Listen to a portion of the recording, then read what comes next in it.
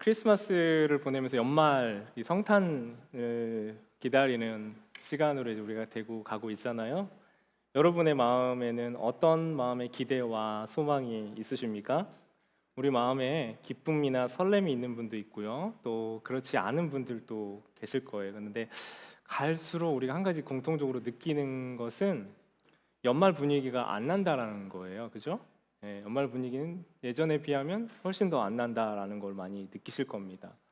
떠들썩하고 북적거리는 어떤 성탄의 분위기가 나지 않고요. 그리고 그런 분위기 나지 않으니까 좀 아쉽다라고 생각하는 분들도 많은 게 사실입니다. 아기 예수님 오심을 기뻐하며 행복해하던 사회 분위기가 사실 많이 변해버렸어요. 바뀌어버렸어요. 그래서 요즘에는 메리 크리스마스를 대체한 인사들을 많이 하죠. 대표적으로 뭐라고 하는지 아세요? 메리 크리스마스 말고 어떻게 인사하세요? 요즘에 해피 할러데이라는 말을 많이 합니다. 카드나 문구를 봐도 메리 크리스마스라고 하지 않고요, 해피 할러데이라고 하는 것들이 점점 많아지는 것 같아요. 이 메리 크리스마스라는 말은 메리, 우리가 알고 있는 즐겁고 유쾌한이라는 말과 크라이스트와 이 마스라고 하는 미사가 이렇게 합쳐진 말이에요. 그러니까 예수님께 드리는 미사로부터 아주 기원된, 그래서 예수님께 드리는 예배 의식을 표현하는 표현이죠. 그러니까 이 메리 크리스마스라는 말이요, 행복한 연휴 되세요라는 말로 이렇게 자꾸 대체가 되는 거예요. 예수님의 오심을 기뻐하며 예수님을 기억하는 시간이 아니라 내가 그냥 행복하게 쉬는 연말의 즐거운 시간으로 많이 대체되지 않았나 싶습니다. 그래서 선물, 아까 우리 집사님 기도하셨던 것처럼 뭐 선물이나 산타, 연말 분위기에 예수님이 점점 가려지시는 게 아닌가 싶어요. 그래서 우리 이렇게 한번 우리 인사했으면 좋겠는데요. 성탄절은 예수님이 주인공이십니다. 함께 한번 더 인사 나누겠습니다. 성탄절은 예수님이 주인공이십니다. 네, 예수님이 주인공이시죠. 네. 자꾸 예수님 태어난 생일날 선물 준 산타가 자꾸 주인공 노릇을 하려고 그래가지고. 네. 누가복음 2장 10절 말씀 한번 볼게요. 함께 하시죠. 시작. 천사가 이르되 무서워하지 말라. 보라, 내가 온 백성에게 미칠 큰 기쁨의 좋은 소식을 너희에게 전하노라. 천사들은요, 예수님이 마구간에서 태어나신다는 것을 온 백성에게 미칠 기쁨의 소식이라고 선언하고 선포합니다. 온 백성에게 전달되는 기쁨의 소식이라는 거예요. 그래서 오늘 본문에 우리가 함께 읽었던 이 마리아의 기쁨도 자기를 통해서 예수님이 오실 것을 듣고 알고 하나님, 내 구주를 기뻐하고 즐거워합니다 하는 고백이었어요. 그래서 모든 사람들이 이렇게 춤추며 예수님을 영접했습니까? 이때 예수님이 오시는 것을 기뻐하며 예수님 어서 오세요 하고 맞이했어요? 아니었습니다. 왜요? 다른 사람들이요, 예수님의 오심과 관계가 없었어요. 상관이 없었습니다. 왜냐하면 당대 많은 사람들은 예수님이 오지 않아도, 우리를 구원하기 위해 오신 예수님이 아니어도 사는데 난 아무 문제가 없어 라고 생각했기 때문입니다. 현대 크리스마스가 산타와 장식으로 예수님의 자리를 대신 차지하고 있는 것처럼, 그 당시에도 그 연말에 이 예수님이 태어나셨을 그 시기에, 그때에 예수님의 이야기가 빠져 있어도 아무 상관없는 것처럼 보였던 겁니다. 그런데 그 안에서 마리아는 예수님이 자신의 태를 통해서 나실 것을 알며 기뻐하고 무엇을 노래하고 있냐면요, 하나님의 구원을 기뻐하고 노래하고 기다렸습니다. 최근에 여러분 The 월스트리트 저널 일면에 이 한국의 이야기가 이렇게 실려 있어요. 일면에 실렸어요. 뭐가 실렸냐면요, 청혼하는데 580만 원, 4,500불이 들어서 호텔에서 청혼하는 문화가 한국에서 유행하고 있다. 그게 과장해서 얘기하면 일반적이다까지 얘기할 정도로 한국의 문화들에 대한 비판 내용이었어요. 이 한국의 문화와 청년들과 이 과시 문화에 대한 비판이었죠. 이 내용을 짧게 하자면요, 즐거움과 만족을 많이 빠르게 누리려고 하다 보니까 비정상적인 소비를 점점 더 많이 한다는 얘기였어요. 현 시대에 이 내 집을 마련하는 것과 또 자산을 형성하는 것이 어렵다고 하고요, 상위 20%하고 하위 20%의 격차가 한 6배쯤 난대요. 그러니까 그렇게 6배쯤 나는 소득 격차에서 청년들이 상대적인 가난함을 많이 느낀다는 겁니다. 어차피 모아서 이렇게 내가 부자가 될 수 없으니 지금 현재 쓰는 것으로, 내가 지금 소비하는 것으로, 그리고 그 소비하는 것을 이 미디어에, SNS에 자랑하는 것을 통해서 만족감을 느끼고 즐거움을 느낀다는 겁니다. 우리 미국, 우리 신시내티는 좀 다르지만 미국에서도 좀 소비적인 도시라면 또 비슷한 문화들이 만들어져 있지 않겠어요? 왜 그럴까? 인생에 대한 목적과 기준이 바로 물질에 있으니, 오늘 여기서 누리고 즐기고 내가 가지고 있는 소유에만 있으니 그 다른 소망이나 기쁨을 그 어디에서도 찾을 수가 없다는 겁니다. 잘 소비하는 것, 잘 누리는 것이 내 인생의 목적이 되어버린다면, 그렇다면 우리 삶의 의미 추구가 어떻게 하면 더 잘 누리고 더 잘 즐기고 더 잘 내 삶을 행복하게만, 지금 현재를 만들 수 있을까로만 향하게 될 수 있게 되는 거죠. 그러다 보면요, 그것을 이루어주는 것이 무엇이에요? 그것을 무엇이 이루어져요? 돈이 이루어지죠. 그러니까 돈에 대한 우상화, 돈이 우리의 목적이 되고 주인이 되어버리는 일이 너무 쉽게 일어난다는 겁니다. 오늘 누리고 오늘 자랑할 수 있는 것으로 내 삶을 자꾸 채우려고 하는 거예요. 현재의 삶을 즐기고 현재의 삶만을 보고 있는 겁니다. 그런데 오늘 본문을 보면 마리아는 50절에서 이렇게 얘기해요. 긍휼하심이 두려워하는 자에게 대대로 이르리라. 뭘 두려워하는 겁니다? 뭡니까? 긍휼하심이 두려운 자, 두려워하는 자, 무엇을 두려워해요? 하나님의 심판과 하나님의 다스림을 두려워할 줄 아는 사람에게 하나님의 긍휼이 임하게 된다는 거예요. 마리아를 기쁘게 만든 긍휼은 하나님을 두려워할 줄 알고 그분의 구원을 사모하고 그분 앞에 서는 날을 생각하고 사는 사람들에게 임하는 긍휼과 기쁨이라는 겁니다. 여러분, 그러니까 구원은요, 그것을 바라보고 사모하는 사람들이 받아 누릴 수 있는 거예요. 구원에 대한 소망과 기대가 있는 사람들에게 구원의 기쁨이 임하게 되는 거죠. 예수님의 오심을 기뻐했던 사람들은 당시 어떤 사람들이었어요? 그때 예수님의 오심을 기뻐할 수 있는 사람들은 예수님이 필요했던 사람들이었어요.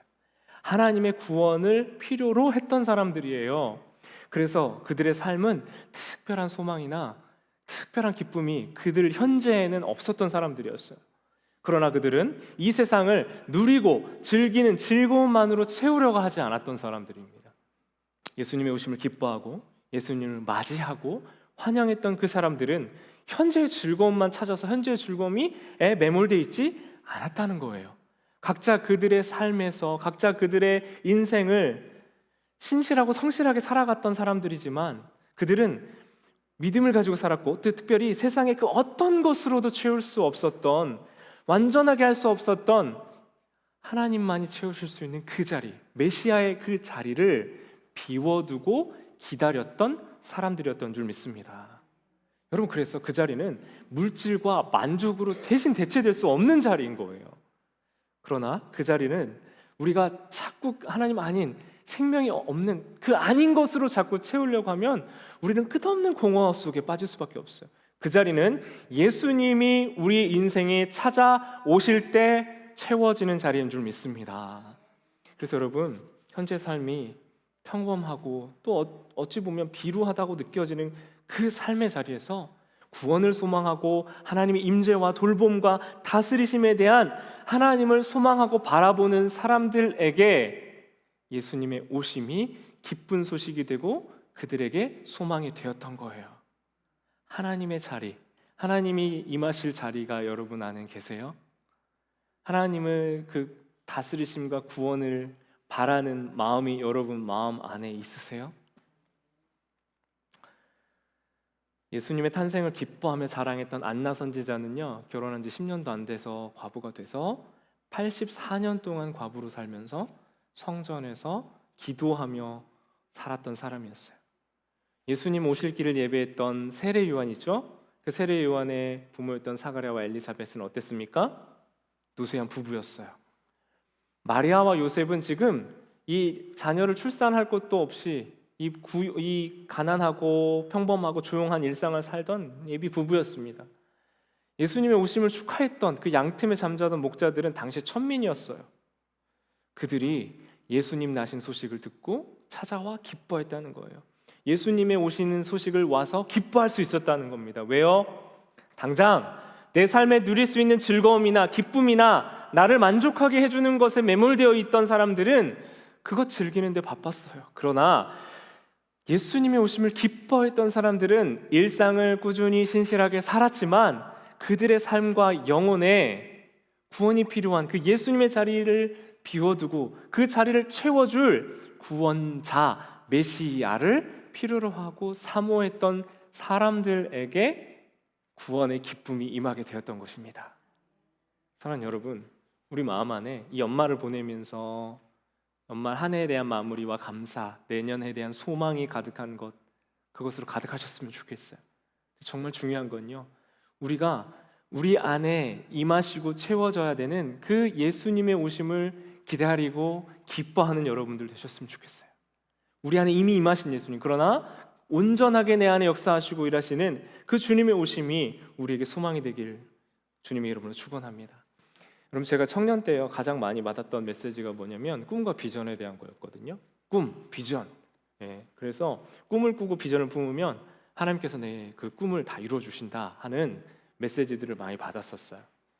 그리고 제가 처했던 상황이나 우리가 각자가 있었던 삶의 어려움과 관계없이 그 꿈과 비전에 대한 메시지를 들으며 소망을 품고 앞으로 나갈 수 있었던, 그것을 극복할 힘을 얻고 누리곤 했습니다. 근데 잘 생각해 보면요, 그 꿈을 꾸고 비전을 갖는다는 것이 하나님이 내게 주신 꿈을 꾸고 나를 이끌어 가시는 대로 내가 잘 빚어져 간다라는 꿈과 비전이 아니라요, 어쩌면 내가 잘 되고 잘 먹고 잘 사는 것에 대한 꿈을 하나님의 이름으로 꾸었던 거 아닌가, 그러면 하나님 다 해주신다라는 믿음으로 꿨던 게 아닌가 싶어요. 제가 성인이 되고 나서부터 이제 사실 그 다른 메시지를 사실 좀 들을 수 있었거든요. 요셉이 꿈을 꾸고 요셉이 비전을 가져서 그것 때문에 하나님이 들어주셨다는 것이 아니라는 것을 말씀을 들을 수 있었어요. 시편에 보면 요셉의 꿈이 자기가 꾸고 성취한 것이 아니라는 것이 아주 분명하게 나타나거든요. 시편 105편 17절부터 19절 말씀 한번 같이 보겠습니다. 그가 또 그 땅에 기근이 들게 하사 그들이 의지하고 있는 양식을 다 끊으셨도다. 그가 한 사람을 앞서 보내셨으며 요셉이 종으로 팔렸도다. 그의 발은 착고를 차고 그의 몸은 쇠사슬에 매였으니 곧 여호와의 말씀이 응할 때까지라 그의 말씀이 그를 단련하였도다. 여러분, 이 말씀을 보면요, 요셉이 자기의 의지와 행동으로 움직이는 것이 보입니까? 아니면 하나님이 그의 인생을 이끌어 가시는 것에 끌려가는 것으로 보입니까? 능동형으로 표현이 되어 있어요? 수동형으로 표현되어 있어요? 수동형으로 표현되어 있죠. 기근이 들게 하셔서 양식을 끊으셨고요, 끊으신 분이 그가라고 표현되어 있는 하나님이신 거예요. 그가 한 사람을 보내셨고 요셉이 팔렸어요. 그래서 그의 몸에 쇠사슬이 매였어요. 여러분, 그라고 표현되어 있는 하나님 절대 주권자 하나님의 결정에 의해서 요셉의 삶과 인생이 끌려갔던 겁니다.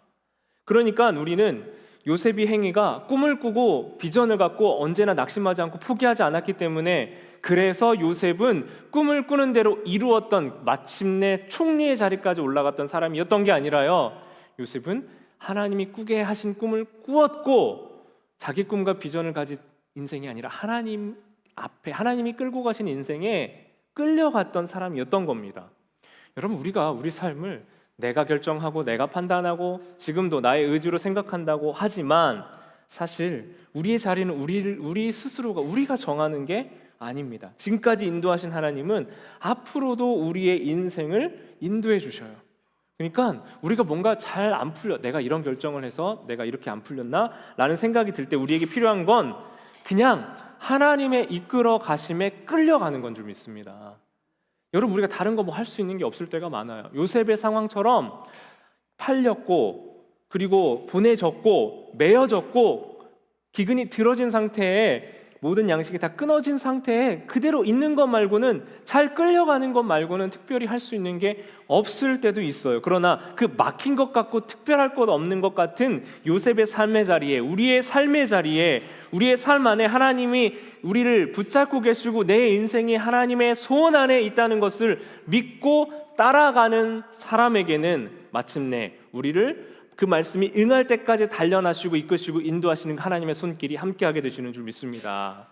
여러분, 우리 삶에서 신실하게 반응하고 할 수 있을 만큼 하고요, 안 되는 경우에 최선을 다하되 안 되면 안 된다고, 하나님 못하면 못한다고 하나님께 말하고 고백하고, 그렇게 살 수 있는 것, 나의 한계와 연약함을 인정하고 하나님 앞으로 나오는 것이 믿음인 줄 믿습니다. 그것이 그 자리, 하나님이 우리를 이끌어 가시는 주인의 자리를 하나님께 드리는 거예요. 그 자리를 다른 것으로 채우려고 하고, 다른 것이 나의 목적이 되려고 하고, 돈이나 명예나 물질이나 그 다른 어떤 것이 나를 이끌어가는 주인의 자리에 있지 아니하도록 하나님께 그 자리를 드리는 것이 하나님 앞에 믿음으로 살아가는 사람이 해야 될 몫이라는 겁니다. 우리는 내가 만들어내는 기쁨을 누리는 게 아니라요, 하나님이 주시는 기쁨을 그때 누릴 수 있어요. 하나님의 주시는 기쁨을 하나님의 손에 이끌려 갈 때 느낄 수 있는 거예요. 하나님이 해주시는 자리를 하나님께 맡기는 사람만이 그 기쁨을 누릴 수 있는 겁니다.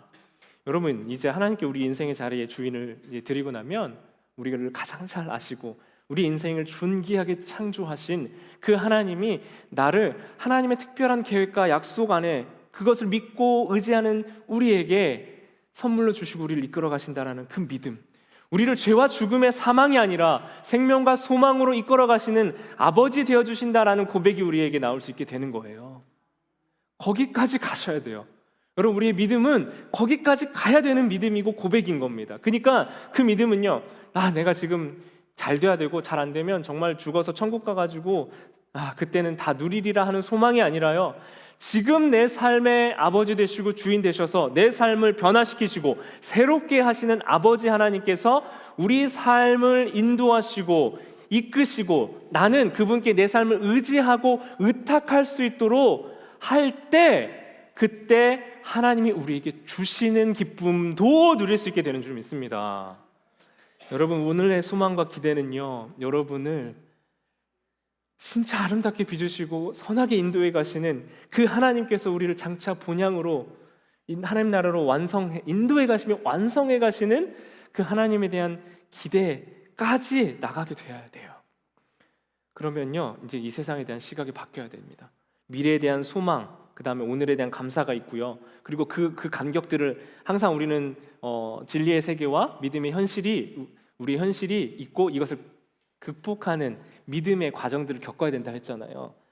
미래에 대한 소망과 오늘에 대한 삶을 감사로 채우고요, 그것을 믿음으로 채워가는 거예요. 변화되고 성숙되어 가는 거예요. 이 세상 살 때 이 세상이 맞아, 원래 그래, 그러나 그 안에서 성숙과 거룩과 변화의 과정들을 나는 겪어가고 있고 마침내 주님 앞에 서는 그날이 있을 거야에 대한 소망이 있는 사람만이 예수님이 우리 안에 오셔서 나를 이끄시고 나를 붙드시고 나를 인도해 가시는 것에 대한 소망이 우리 안에 있게 되는 겁니다. 사랑하는 여러분, 우리 안에 예수님이 오신 성탄의 그 기쁨이 없다면 우리 마음에 예수님이 정말 계신가에 대한 질문 다시 해봤으면 좋겠어요. 우리 안에 예수님이 있으면 예수님의 오심을 기다리는 이 대림의 기간도 기뻐야 되고요, 예수님의 오심을 기억하고 기념하는 이 성탄절도 기뻐야 돼요. 여러분, 사랑하는 사람들의 어떤 기념일과 기억하는 날 되면 함께 행복하잖아요. 그의 존재를 기뻐하잖아요. 오늘 본문에서 들려지는 마리아의 찬가, 하나님에 대한 기쁨의 이야기는 그 갈망 속에, 하나님에 대한 갈망 속에 그 하나님의 구원을 기뻐하는 노래로 가득합니다. 하나님의 이야기, 그분을 통해 이루시는 예수님의 이야기, 아기 예수님에 대한 오심을 기뻐하는 기쁨과 승리의 메시지가 가득해요. 그런데 아직 아무것도 이루어진 게 없어요.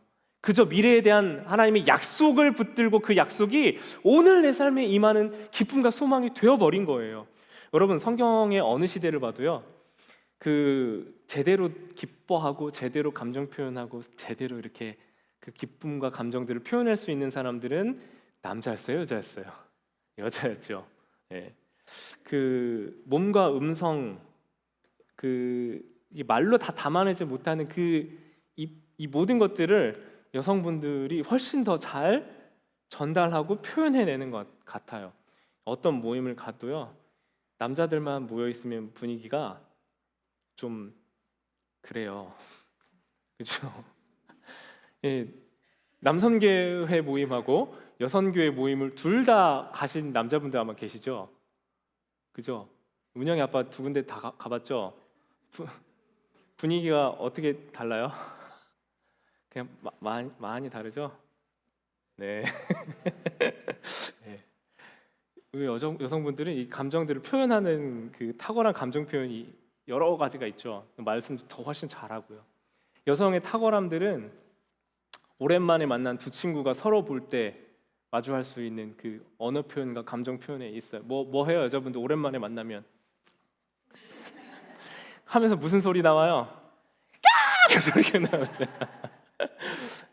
오늘 마리아가 표현하고 있는 기쁨과 즐거움이요, 마리아가 까 하는 본문은 성경에 기록되어 있지 않지만 그 기쁨과 감격 속에서 마침내 기다렸던 그 구원이 나를 통해서, 우리의 가정을 통해서 하나님 나라의 약속과 언약이 나의 태를 통해서 이루어진다는 그 기쁨이 마리아의 찬양 가운데 담겨 있습니다. 마리아가 왜 이렇게 기뻐해요? 불행과 악의가 가득한 자기가 살아가던 그 세상에 하나님의 통치와 회복이 시작된다는 그 약속인 예수님, 구원자 메시아가 오신다 약속하셨기 때문입니다. 마리아는 그 구원과 회복을 통해 예수님이 오실 거라는 기쁨을 노래했고요, 그리고 펼쳐질 하나님의 통치가 예수님을 통해서 드러나게 될 그 하나님 나라를 기대하며 노래하고 있어요. 하나님 나라는 쉽게 표현해서 하나님이 다스리시는 나라예요. 다윗이 통치하면 다윗 왕국이라고 얘기하듯이, 사울이 통치하면 사울 왕국이라고 표현하듯이 하나님의 방법과 방식이 통하는 나라가 하나님 나라인 겁니다. 이제 모든 잘못되고 불의했던 모든 것들이 회복되어 하나님의 약속과 방법대로 통치되는, 그래서 예수님이 회복시키시는 그 나라에 대한 소망이 마리아의 마음 가운데 가득했던 겁니다. 여러분, 지금 현실과 관계없지만 앞으로 도래해야 할 미래에 대한 소망을 붙잡는 것이 마리아가 가지고 있었던 소망이었어요. 하나님 나라를 아기 예수님을 양육하며 한 사람의 엄마로 살아갈 것에 대한 기대와 소망이 그의 삶에 있었던 겁니다. 근데 마리아는요, 그저 하루하루를 하나님의 자녀, 약속의 자녀로 살아갔을 뿐이에요. 우리 주변에서 구원과 치유와 회복의 소망이 아니고서는 그 어떤 소망도 찾을 수 없는 이들에게 예수님이 구주가 되어 오셨다라는 것을 알게 하시고 전하여 주신 거예요. 죽음에서 생명으로, 그리고 우리의 삶의 자리를 약속의 자리로, 언약의 자리로, 생명의 자리로 바꾸어 주신 그 예수 그리스도의 오심을 기뻐하는 마리아, 그리고 이 성탄의 절기는 그 예수님이 우리의 인생 가운데 이미 오셨고 다시 오실 것을 기대하고 기억하며 예수님을 우리 마음의 왕의 자리에 모시는 날이 되는 줄 믿습니다. 그 미래에 이루어질 것에 대한 소망이 오늘 삶에 이루어지는 것이 그리스도인들의 믿음이고 기쁨이에요. 내 삶의 오늘의 즐거움만 다 채우는 것이 아니라요, 마침내 완성될 그 나라를 소망하며 오늘 현실이 비루하다고 낙담하고 절망하지 않고 그 나라에 가기까지 오늘 이미 내 삶에 오신 예수 그리스도와 동행하며 내 삶의 현실을 믿음으로 극복하고 성장하고 거룩하게 성장하며 성숙해가며 마침내 그분 앞에 서는 날을 기대하며 사는 것이 우리 그리스도인들의 기쁨입니다. 그러니까 마리아의 기쁨은 아직 아무것도 이루어지지 않은 그 일 위에서도 큰 기쁨의 노래가 나왔고요, 예수님을 통해 회복되는 이 땅을 기대할 수 있었던 겁니다. 여러분, 그렇다면요, 이 미래에 대한 기쁨과 소망을 가지고 살아가는, 오늘 이 땅을 살아가는 우리는 어떻게 살아가야 되겠습니까? 우리는 어떻게 하나님 나라를, 이미 오신 그 예수님을 통해서 이 땅에 오늘의 하나님 나라를 어떻게 완성해 갈 수 있을까요? 그래서 바로 예수님이 오셔서 우리에게 주셨던, 너희가 서로 사랑할 때 우리가, 세상은 우리를 보고 하나님의 자녀인 것을 알게 되고 우리를 통해 하나님을 볼 것이라고 말씀합니다. 요한복음 13장 35절 같이 한번 읽을게요. 시작. 너희가 서로 사랑하면